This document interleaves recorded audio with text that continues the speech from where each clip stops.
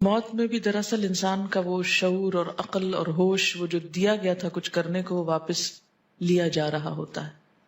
اور وہ وقت بہت دکھ اور تکلیف کا ہوتا ہے انسان کے لیے۔ حدیث میں آتا ہے کہ جب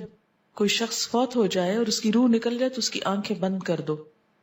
کیونکہ آپ صلی اللہ علیہ وسلم نے فرمایا کہ جب روح نکلتی ہے تو تبعہ البصر، نگاہ اس کا پیچھا کرتی، یعنی جسم کے اندر روح کے نکلنے کے باوجود ایک احساس باقی ہوتا ہے، یعنی نگاہیں اپنی روح کو دیکھ پاتی ہیں جاتے ہوئے۔ تو آپ خود سوچیں کہ اگر کوئی بہت عزیز، قریب ترین، پیارا انسان، مثلاً آپ کے بچے یا کوئی بھی آپ کے والدین، جن سے انسان کا ایک خون کا رشتہ ہوتا ہے، ایک روح کا رشتہ ہوتا ہے، یا کوئی اور دوست جو بہت ہی عزیز ہو، جب وہ دور ہونے لگتا ہے تو کیا لگتا ہے؟ جیسے روح الگ ہو رہی۔ تو اس وقت انسان کے اوپر کتنا غم اور دکھ اور پریشانی ہوتی ہے۔ تو آپ خود سوچیں کہ جب ایکچوئل روح نکل جائے اس وقت غم کتنا ہوگا انسان کو۔ اور بعض جگہوں پر آتا ہے کہ روح اس بات کا مشاہدہ کرتی ہے کہ آس پاس کے لوگ جو ہیں وہ کیا کر رہے ہیں، کیا معاملہ کر رہے ہیں، اور لوگوں کے متضاد رویے مرنے والے کے بارے میں جب دوسروں کے سامنے ہوتے ہیں بعض اوقات روتے ہیں، بہت بین کرتے ہیں، جب اکیلے بیٹھے ہوتے ہیں، کھا پی رہے ہوتے ہیں، ہنس رہے ہوتے ہیں، جو دنیا میں بے وفائی کا طریقہ ہے۔ تو ایسے موقع پر جب انسان سخت صدمے سے دوچار ہوتا ہے، سخت جسمانی تکلیف سے دوچار ہوتا ہے، کیونکہ آپ دیکھیں ایک بال بھی کھینچے نا آپ، کتنی سخت درد ہوتی، دانت نکالے کتنا درد ہوتا ہے۔ تو کہاں یہ کہ سارے سکن سے اور سارے جسم سے روح الگ ہو رہی ہے، تو وہ وقت کتنے دکھ اور تکلیف کا ہو سکتا ہے، اور وہ وقت ہے بھی برحق۔ اس وقت کے لیے دعا مانگی گئی ہے جو عام طور پر نہ ہمیں یاد آتا ہے، حالانکہ یہ سب سے بڑی سچائی ہے، کچھ اور ہونا ہے ہماری زندگی میں کہ نہیں ہونا، لیکن یہ وقت ضرور آنا ہے، مگر ہمیں تو کبھی بھولے سے بھی خیال نہیں آیا کہ اس وقت کے لیے دعا بھی مانگ لیں کہ اس وقت کی مشکل آسان ہو جائے۔ اللہم اعنا علی غمرات الموت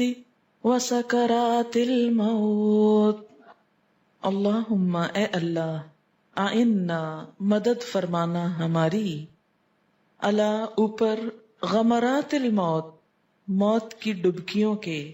وسکرات الموت اور موت کی بے ہوشیوں کے۔ غمرہ کہتے ہیں گہرے پانی کو۔ جان نکلنے کے وقت کی کیفیت کا ذکر ہے کہ جب جان نکلے گی تو یوں محسوس ہوگا جیسے کوئی شخص ڈوب رہا ہو اور اس کو سانس نہ آ رہا ہو، کیونکہ سانس رکتا ہے نا، سانس نکلتا ہے، سانس بہت مشکل سے آتا ہے۔ اگر کبھی کسی مرنے والے شخص کو آپ نے دیکھا ہو تو آپ دیکھیں گے کہ اس کو سانس لینے میں بہت دقت ہوتی ہے، اور جان جب جسم سے الگ ہوتی ہے تو یہ ایک بہت تکلیف دہ مرحلہ ہوتا ہے۔ تو اس کو ایک طرح کی مثال سے سمجھایا گیا ہے کہ غمرات الموت، موت کی ڈبکیاں یا موت کی سختیاں مراد ہے۔ اگر کبھی آپ نے نہاتے وقت تیز دھار پانی اپنے منہ پہ کھول لیا ہو اور تھوڑی دیر کے لیے سانس رک جائے تو کیا کیفیت ہوتی؟ جسم کے آخری سرے تک انسان ہل جاتا ہے، گھبرا اٹھتا ہے، ایک دم ایک طرف کو نکال لیتا ہے کیونکہ سانس نہیں آ رہا۔ تو ایسی ہی کسی کیفیت سے اپنے آپ کو محسوس کروائیں اور اس منظر کو سامنے رکھ کے دعا مانگیں، کیونکہ اس وقت مانگ نہیں سکیں گے، اس وقت تو کلمہ نکالنا بھی منہ سے مشکل ہو جاتا ہے، کیونکہ دکھ، کرب اور تکلیف میں انسان کے لیے سب سے پہلے تو اس کی زبان ہی بند ہوتی ہے۔ اور سکرات الموت، سکرا ہوتا ہے بے ہوشی، سکران، سکارا، لا تقربوا الصلاة وانتم سکارا، نماز کے قریب نہ جاؤ جب تم بے ہوش ہو، نشے میں ہو۔ تو وہ بے ہوشی کیا ہے کہ انسان یعنی تھوڑی دیر کے لیے ہوش میں آتا ہے، پھر اس کا کانشس ختم ہونے لگتا ہے، اس کا احساس ختم ہونے لگتا ہے، یعنی یوں لگتا ہے کہ جیسے ختم ہو گیا، پھر وہ سانس لیتا ہے، پھر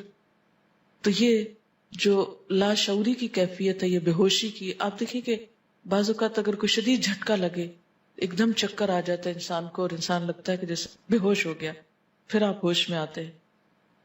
تو نبی صلی اللہ علیہ وسلم کی ذات کو اسی لیے رحمت للعالمین کہا گیا ہے. بالمؤمنین رؤوف الرحیم، اتنی شفقت اور مہربانی کہ جو ہمارے والدین بھی ہم سے نہ کریں، کہ ان تکلیفوں کا بھی احساس دلا دیا جو انسان تجربے سے جان ہی نہیں سکتا. بہت سی چیزیں تو تجربے سے معلوم ہوتی نا، کہ چھری پھیرو گے تو درد ہوگی، چھری نہ پھیرنا. ماں تو بچے کو زیادہ سے زیادہ اس سے بچاتی، چھری لے لیتی اس کے ہاتھ سے، یا بجلی میں ہاتھ نہ دے دینا، یا آگ کو پکڑ نہ لینا، چولہے کے قریب نہ آئے بچہ. لیکن نہ ماں نے خود ایکسپیرینس کیا، نہ اس کو پتا کہ موت کے وقت کیا ہوتا ہے. اس لیے وہ بچے کو کبھی یہ نہیں سکھاتی کہ اس وقت کے لیے بھی دعا مانگو. مگر آپ صلی اللہ علیہ وسلم نے ہمیں، چونکہ آپ کے پاس علم غیب تھا اللہ کی طرف سے وحی کے ذریعے، کہ وہ غیب کی حقیقتیں آپ کو بتائی گئی تھیں کہ جو ہم عام طور پر نہیں جانتے. علم وحی کے ذریعے آپ صلی اللہ علیہ وسلم کو جن پریشانیوں اور دکھوں اور تکلیفوں کے بارے میں علم دیا گیا تھا، اس کی بنا پر آپ نے ہمیں ایسی دعائیں سکھائی ہیں کہ وہ وقت ہمارے لیے آسان ہو جائے. خود آپ نے سیرت کی کتابوں میں آپ صلی اللہ علیہ وسلم کا آخری وقت پڑھا ہوگا کہ جب آپ بار بار بے ہوش ہو جاتے تھے، پھر ہوش میں آتے تھے اور فرماتے تھے کہ ان للموت سکرات، موت کی بھی بے ہوشیاں ہوتی ہیں. اور آپ کی تکلیف دیکھ کر حضرت عائشہ نے فرمایا تھا کہ اس کے بعد میں کسی کی بھی موت کی تکلیف دیکھ کر اس کے بارے میں بدگمانی نہیں کرتی. کبھی کسی کے بارے میں برا نہیں سوچنا چاہیے اگر وہ موت کی تکلیف میں مبتلا ہو.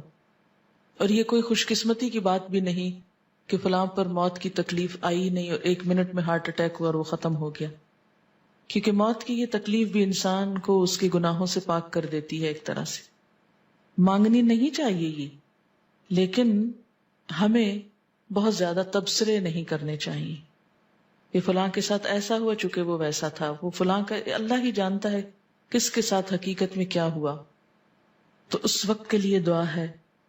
اللہم اعنا علی غمرات الموت و سکرات الموت